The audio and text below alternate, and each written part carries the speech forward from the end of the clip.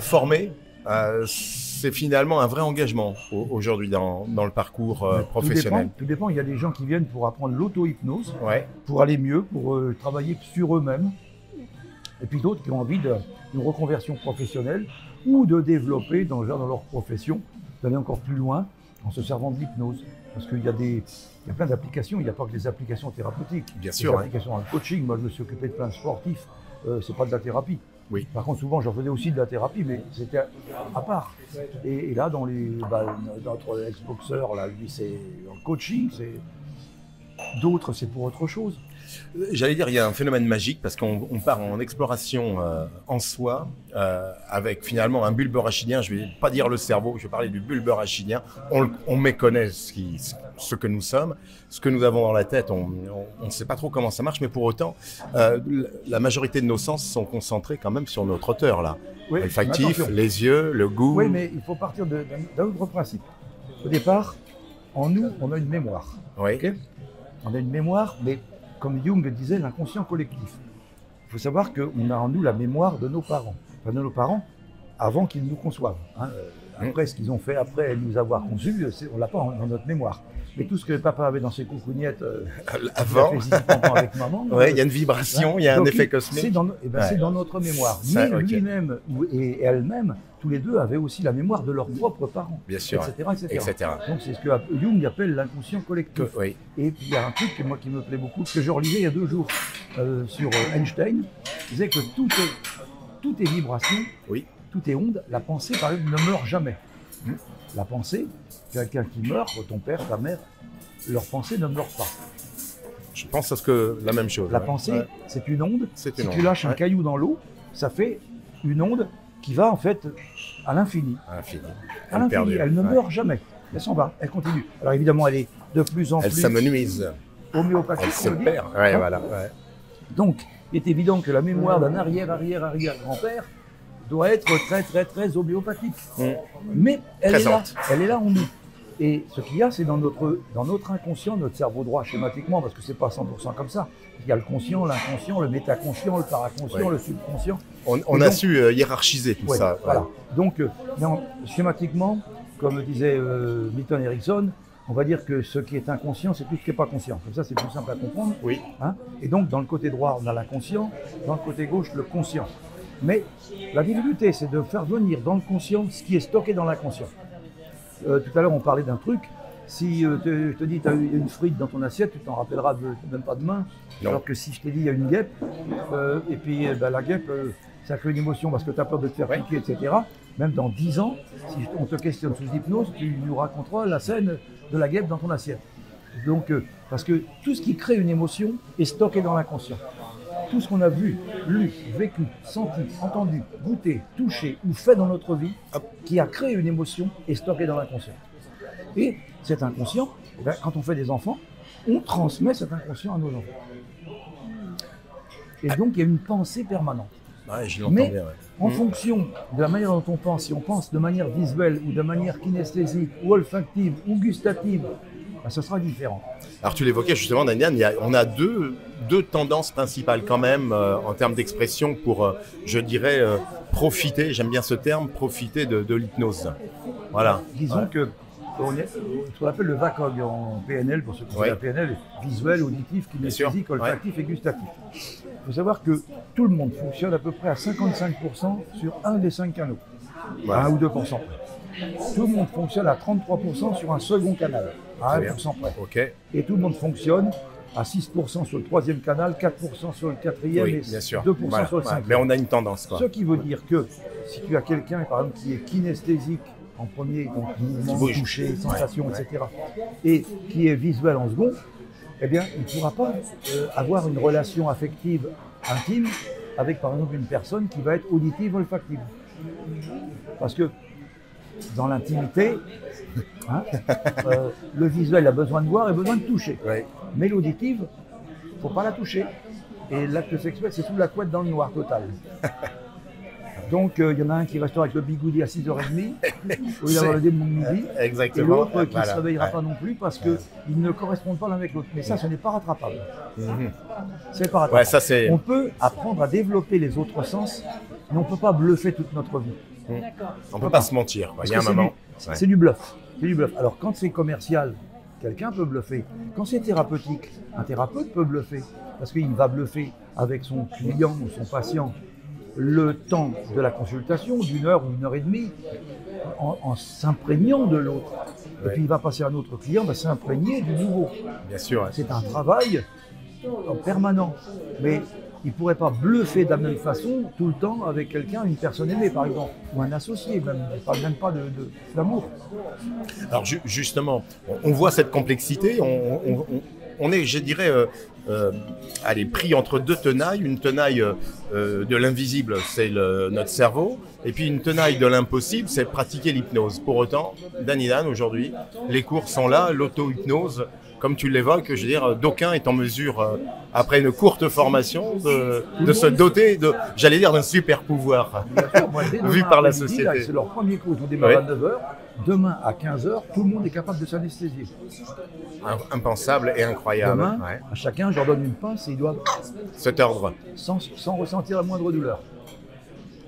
Alors, qu'est-ce qu'on vient éveiller? Qu'est-ce qu'on vient réveiller? Il faut savoir que la douleur n'est qu'un doux leurre. Oui. C'est un leurre. Qu'un leurre, Si moi, on me fait ça, je vais le sentir comme toi. Oui. Mais instantanément, parce que j'ai déclenché un processus, j'ai un mot que j'ai depuis 55 ans. Je pense à ce mot et je pense insensible, et c'est insensible. Insensible. C'est pour ça que j'ai été opéré plusieurs fois, souvent sans avoir d'anesthésie. Et je discute avec le chirurgien pendant l'opération. Alors, si je comprends bien, Danny Dan, des douleurs, des phobies, des araignées, des phobies de l'avion, d'un coup de clic comme ça, on va se libérer de... Bien souvent une phobie, moi ça m'est arrivé bien souvent de dire une phobie en 20 minutes. Hein. Ah oui. Entre 20 minutes et 1 heure. Ça peut sauver, ça sauve des vies sociales, ça sauve des vies familiales. Mais attention, ce qu'il y a, alors en thérapie, par exemple une phobie, on peut l'enlever en 5 minutes. Mais attention, elle va peut-être déclencher autre chose. Donc ça nécessite un entretien préalable, ce que les médecins appellent une anamnèse, mais qu'ils font rarement. Un entretien, il faut savoir le pourquoi, le comment, les tenants, les aboutissants, comment ça a été déclenché, à quel âge, de quelle façon. Parce que si on n'enlève pas les éléments déclencheurs, on va simplement déplacer le problème. Je comprends. Comme je vois par exemple, là, je ne vais pas dire où, mais quelqu'un, il t'apprend 2 jours à guérir les gens du tabac.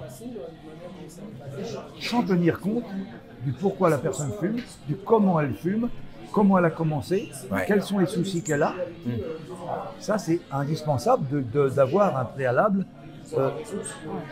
Quand vous fumez comment? Est-ce que vous fumez quand vous êtes toute seule cachée? Ou est-ce que vous fumez plutôt quand vous êtes en convivialité? Est-ce que vous fumez quand vous êtes énervé? Est-ce que vous fumez plutôt dans votre lit Et puis, quand est-ce que vous avez commencé? Comment? Pourquoi? Avec des copains? Il faut faire comme les grands? Il faut avoir certains paramètres parce qu'il faut les casser. Il y a eu des ancrages qui ont été mis, il faut casser les ancrages et en mettre d'autres à la place, mais des ancrages positifs. Alors justement, quand on acquiert l'auto-hypnose, on n'a pourtant pas tout ce spectre en soi, on va vers quoi? On va vers... Ils viennent de faire une expérience avec moi tout à l'heure, c'est de se débarrasser de problèmes psychologiques pour remplacer par un projet. C'est mieux. Et notre ami le boxeur, là, c'est la 3e fois qu'il le fait avec moi. Il disait tout à tout le monde, mais j'ai déjà les résultats. Dès la première fois qu'il l'a fait, il a constaté un résultat. Alors la 2e fois, le résultat était encore plus fort. Il vient de le refaire encore une 3e fois avec moi. On a le sentiment que par le biais de l'hypnose, on vient, je dirais, un peu enterrer une notion de tristesse au profit d'une joie, d'un bonheur. Tu évoquais la douleur, mais il y a aussi le bonheur, qui est la bonheur, le bon moment, cette fixité. Le bonheur, c'est quoi? On a tous vécu des bonnes heures. Ben oui. Et des mauvaises heures. Le bonheur, c'est vivre 24 heures sur 24, les bonnes heures, 365 jours sur 365. C'est ce qu'on souhaite. C'est pour ça que moi je dis que je n'ai pas une vie jouissive, j'ai une vie orgasmique. Je fais que ce que j'aime, quand j'aime, comme j'aime et où j'aime. Tout ce que j'aime pas, je le fais faire. C'est une bonne sous-traitance. Je ne fais rien. J'ai inventé un dicton, c'est de ne jamais remettre au lendemain ce qu'un autre peut faire à ma place le jour même. J'adore. Ce qu'ils produisent nous rend riches, Taylor le disait, mais quand on émule, c'est génial parce que laissons faire ceux qui ont envie de faire et complétons-nous. Tu vois, par exemple, je leur expliquais tout à l'heure, en cours, il y en a un, je dis, toi tu fais du cholestérol, toi tu fais du diabète. Comment tu le vois? C'est le métier. Et il fait du cholestérol, pourquoi? Parce qu'il ne colle pas à son rôle. Il y a plein de gens, même les médecins, ne savent pas ce que veut dire cholestérol. Le cholestérol, c'est du latin, ça veut dire l'être qui ne colle pas à son rôle. Quand tu ne colles pas à ton rôle, tu développes du cholestérol. Donc des mauvaises graisses dans le sang, etc. Et ce n'est pas les médicaments qui vont te l'enlever. Ils vont te l'enlever, oui, tu vis avec, à cause du médicament, et tu deviens dépendant du médicament. Ah oui, et c'est puis une vraie tu vas contrainte. peut-être polluer autre chose, il faudra d'autres médicaments pour aller relutter contre ça. Non. Alors que, moi par exemple, quand on me parle de finances, oh punaise. Cholestérol. Ça, j'en fais parce que je ne supporte pas. Je suis originaire d'un milieu modeste. Mon père était menuisier, ma mère fille d'agriculteur.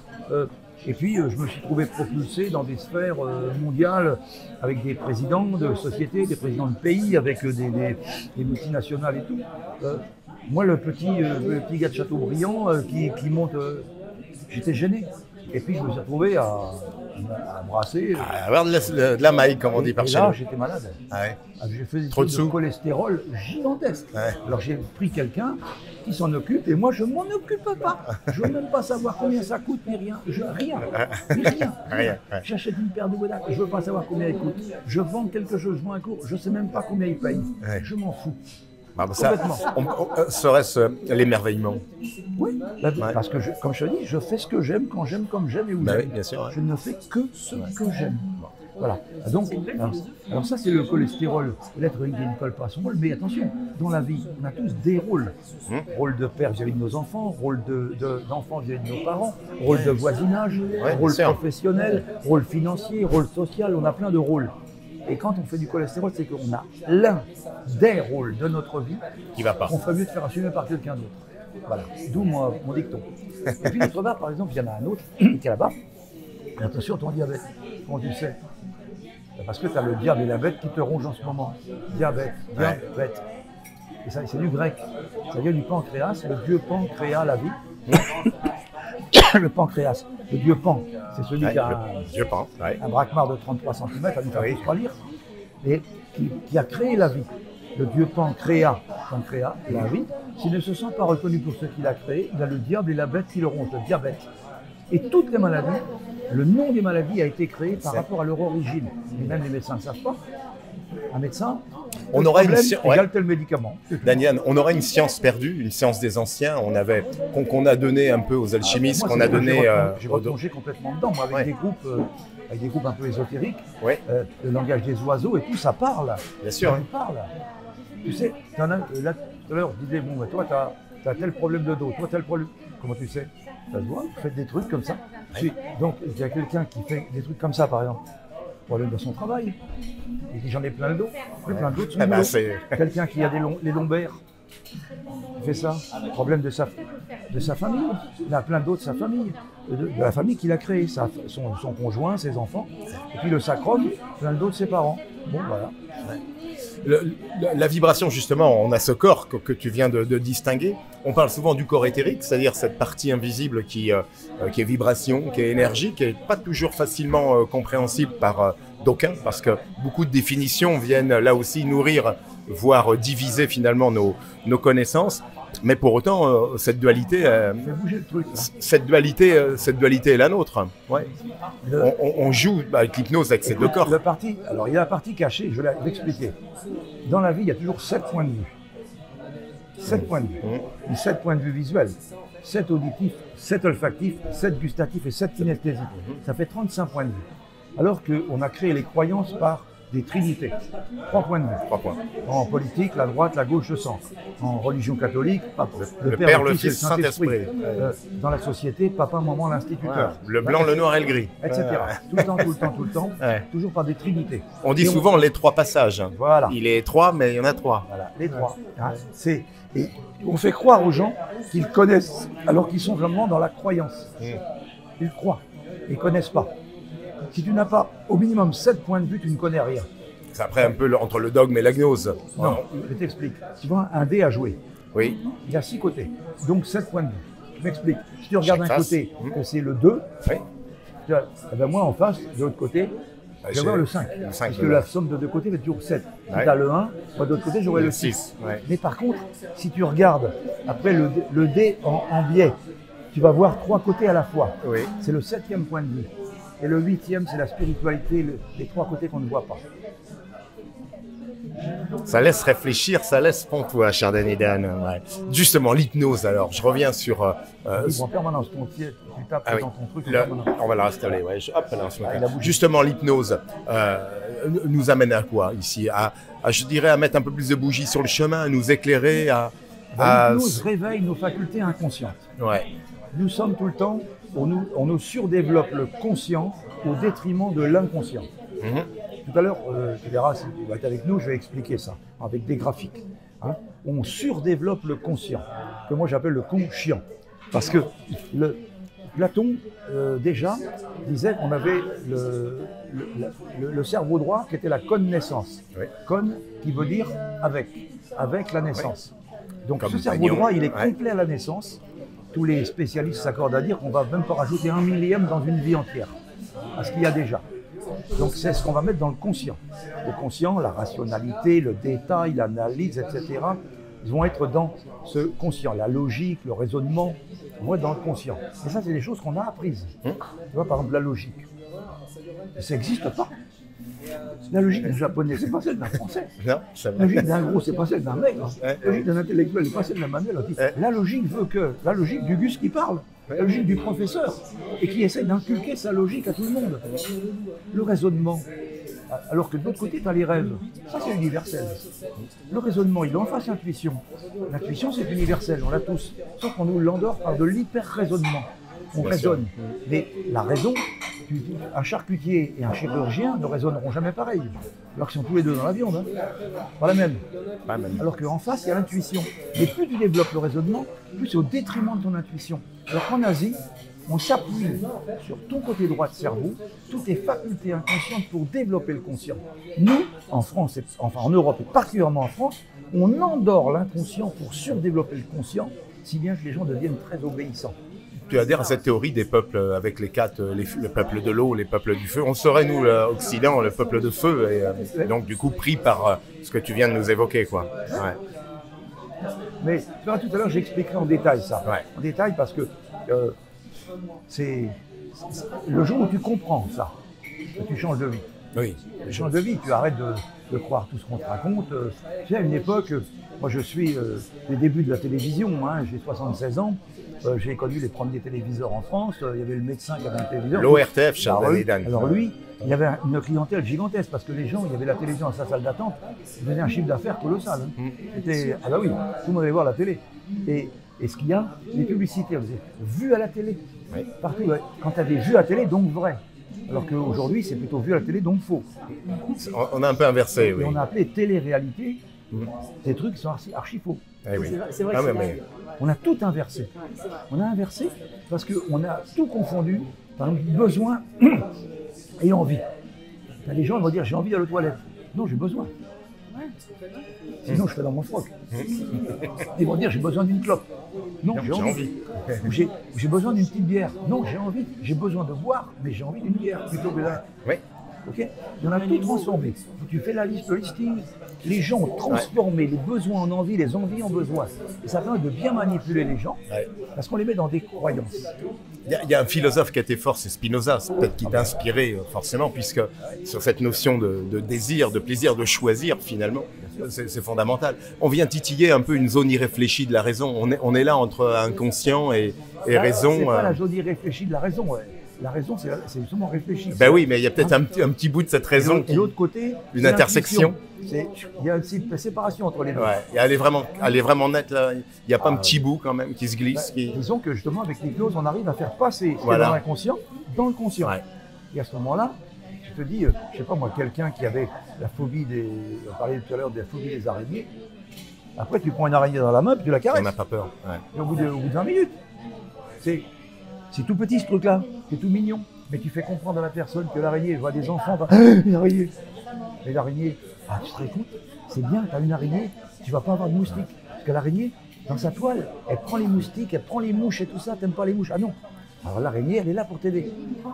Tu montres une autre vision. Alors là, je schématise bien sûr, mais... On voit finalement à t'écouter, Daniel, on ouvre peut-être ce qu'on nous avions en nous, ce que les peuples premiers avaient finalement. Une forme de, j'allais dire, une démarche un peu païenne sur finalement une bonne connaissance de ce que l'on doit être, de ce que l'on est. Et finalement, l'hypnose nous ramènerait, sans ces guerres de religion, justement, à ce point central de J'aime bien l'homme. le mot à l'égard de religion, parce que Ouais. toutes les guerres, Bah oui, tout est guerre. Hein. tous les politiciens se servent des religions pour faire des guerres. Ouais, depuis qu'on a mis un calendrier Et tous ceux fictif. qui sont au-dessus des politiciens, Hum. en haut de la pyramide, Ouais. se servent des politiciens pour organiser Ouais. tout ça, Ouais. qui se servent des À leur multinationales, profit. et puis voilà. Et... Ouais. Donc là, on est là, finalement c'est un grand, je dirais, une grande voie de liberté, l'hypnose. Ouais, de ressources à Je soi-même. l'ai dit de manière très schématiquement, je fais ce que j'aime quand j'aime, comme j'aime. Ouais. Liberté totale. Et personne au monde ne peut m'obliger à faire un truc que j'ai pas envie de faire. Personne. Finalement, l'hypnose pourrait reprendre finalement ce qu'il y a sur nos frontons de mairie, liberté, égalité, fraternité. Oui, mais ça, par contre, les valeurs, c'est les valeurs de la France. Ça veut dire, Ouais. une valeur, c'est quelque chose de la Les valeurs des hommes, peut-être, hein. C'est un truc qu'on n'a pas. Ouais. On n'a pas la liberté, on n'a pas l'égalité, on n'a pas la fraternité. Pas trop, non. Ça va, par exemple, dans une société. Imagine que tu es deux cadres d'entreprise, un qui a comme valeur, parce qu'on a tous 3 valeurs principales, puis à peu près 2 à 3 valeurs principales et 3 à 4 valeurs secondaires. Ouais. Alors qu'il y en a 650 des valeurs. Au moins. Imagine un cadre qui a comme valeur ponctualité et respect. Et puis, il a son collègue qui a comme liberté et respect. Tu te dis, super, ils ont une valeur en commun, respect. Mais imagine, celui qui a comme ponctualité, il dit, bon, monsieur Durand, s'il vous plaît, demain matin, est-ce qu'on peut se voir de 9h à 9h10, c'est un dossier dont je voudrais vous entretenir. Oh ouais, pas de problème. Et l'autre se pointe à 9h08. Monsieur Durand, on avait dit 9h. Ouais, vous n'allez pas m'emmerder pour 5 minutes. Mais c'est pas 5 minutes, ça fait 8 minutes, notre rendez-vous est pratiquement terminé. Oh, vous me faites chier. Je suis resté 1 heure de plus hier soir, je reste 1 heure de plus ce soir si vous voulez. Lui, c'est liberté, il ne faut pas qu'on l'enquiquine. Mais tu mets ces deux-là à travailler ensemble, ils ruinent la boîte. Ah oui, ça marche pas, ça. On est bien d'accord. Okay, ils ruinent la boîte.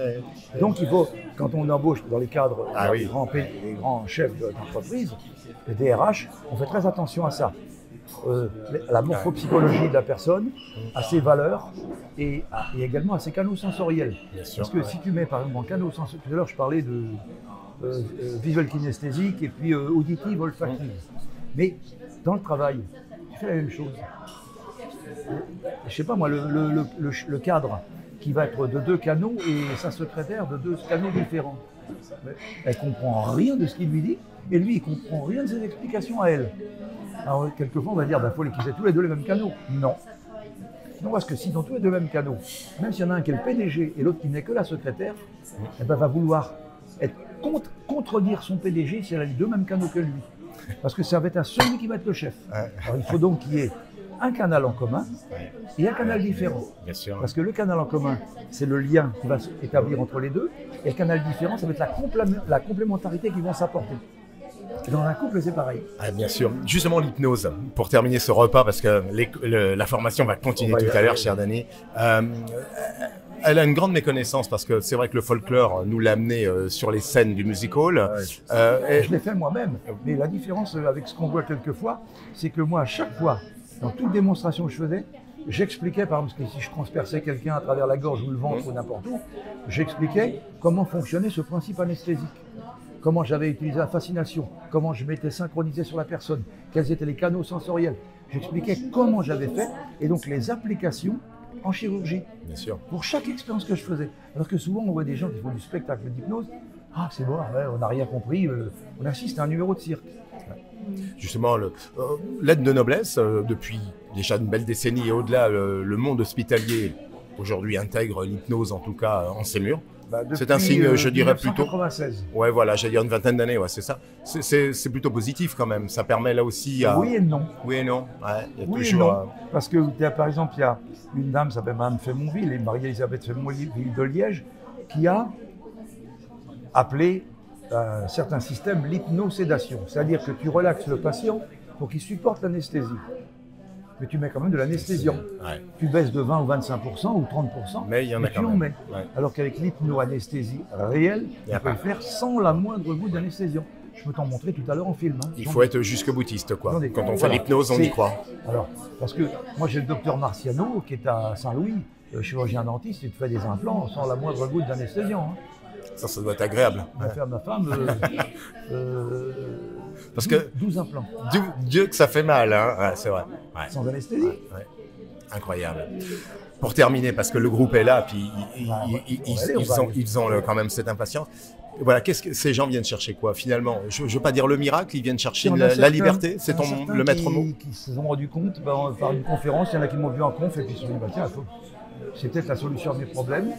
D'autres qui ont envie d'une reconversion professionnelle. Ouais, on l'évoquait tout à l'heure. Ils se disent bon ben voilà, il est temps que je change parce que je me suis toujours intéressé à la psychologie, à l'être humain et tout. Et puis bon, l'hypnose est peut-être une voie. D'autres qui sont déjà dans le coaching et puis qui se disent ben voilà, ça c'est un outil puisqu'ils savent que je me suis occupé de plein de champions à l'échelon international. Donc je dis s'il l'a fait, je peux le faire aussi. Il y a donc dans la vie, de toute façon, il faut être l'échantillon de ce qu'on vend. Hein. Je dirais que pour mettre un mot... Si tu voulais faire pousser les cheveux à quelqu'un, tu aurais du mal, parce qu'on n'y croirait pas. Moi, je me les rase, hein, Chardonnay. Je blague. J'allais dire qu'il y a un mot que j'aime bien, qui pourrait synthétiser, je veux dire, c'est percevoir. Il faut percer pour voir. Oui. Avoir cette audace, justement, de notre bulle, là, un petit peu, qui nous protège, ou qui semble en tout cas nous protéger. Faisons des trous dedans et on fait rentrer la lumière, comme on dit. Oui. Percevoir, c'est plus que ça. Il y a beaucoup de gens qui se portent une carapace. Vraiment, c'est carrément une armure sur eux. Et l'armure, tu sais, un jour, on a inventé l'armure parce que les gens avec les... mais sauf qu'un beau jour, on a mis l'armure sur le cheval, on a mis l'armure au type, et puis tu as un type qui est arrivé, il n'avait pas d'armure. Il était tellement plus léger que les autres qu'il allait plus vite et stock. Donc, l'armure, il faut s'en débarrasser. Parce que l'armure fait qu'on ne nous reconnaît pas. On ne nous voit pas. Et on finit par plus se reconnaître soi-même. On est l'armure. Si on se regarde dans une glace, nous sommes l'armure dans laquelle nous sommes. On n'est pas la personne. Il n'y a qu'à poil qu'on se reconnaît. À poil. Psychologiquement, même physiquement d'ailleurs. Mais si les gens qui sont dans un camp de naturistes, ils n'ont plus de barrière. Et puis les gens qui sont dans un camp de naturistes, parce que j'y ai mis les pieds, à l'époque de ma paralysie, parce que je prends le soleil et tout, tu te regardes dans les yeux quand tu parles à quelqu'un. Oui. Donc quelqu'un qui est habillé, tu vas regarder ses chaussures, s'il y a les chaussures originales, son pantalon, sa jupe, son machin. Tu regardes partout. Et tu vas juger la personne par rapport à l'ensemble de ce que tu as vu. Alors que si tu es nu face à quelqu'un, tu la juges par rapport à ses yeux. Tout est dans le regard, tout est dans ses mimiques, dans ses expressions, uniquement là-dedans, pas dans le reste. Et donc, avec l'hypnose, on arrive à se mettre à poil psychologiquement. C'est le même principe. Mais on se met tout nu, tout seul devant son miroir en quelque sorte, psychologiquement, et tout nu face à l'autre, psychologiquement. Mais lui aussi est tout nu vis-à-vis de nous, et c'est bien qu'on voit autre chose de la personne. Et on se reconnaît dans l'autre. C'est la porte d'entrée à la connaissance. J'allais dire, pour faire un petit mot de fin comme ça, avec un peu d'humour, s'il y a bien une guerre à mener avec toi, Chardonnay Ilan, c'est la guerre des boutons. Oui. Exactement. Eh bien, faisons-la, la guerre des boutons. On va continuer dans la salle tout à l'heure. Merci.